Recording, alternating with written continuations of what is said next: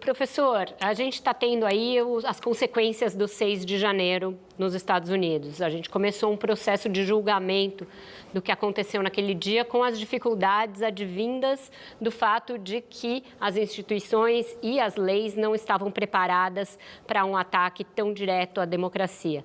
O senhor acredita que Donald Trump vai ser punido pelo que aconteceu, por conspiração contra a democracia norte-americana e ele vai ser extirpado do Partido Republicano? A liderança dele vai ser extirpada do Partido Republicano? Well, the answer to the second one is almost certainly no. Perone. I meant to talk about Perone.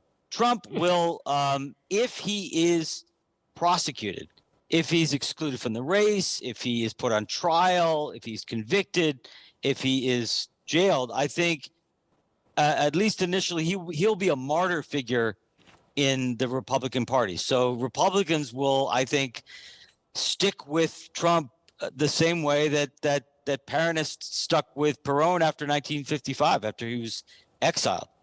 I don't think he'll lose control, at least not immediately, of the Republican Party.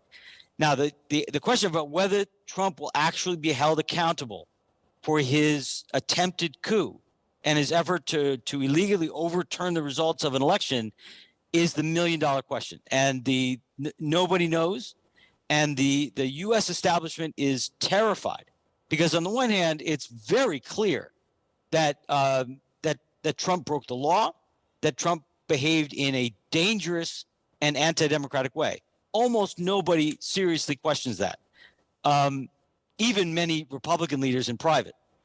But the establishment in the United States, including the Democratic Party, including the Biden administration, are terrified that of the precedent that this sets. That putting a former president on trial, excluding the former president from the race, and maybe even putting them in prison, the idea is that is inevitably going to be politicized, that it inevitably is going to be perceived as politicized, and it will just sort of escalate, and the Republicans will do the same thing, and will sort of slide into chaos and democratic breakdown.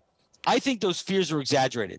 There are many former presidents, many former prime ministers, whether it's Taiwan or Japan or South Korea or Israel or Peru, who were legitimately engaged in criminal activity, who were legitimately prosecuted and imprisoned under democracy, and democracy lived to tell about it. So I think it can be done.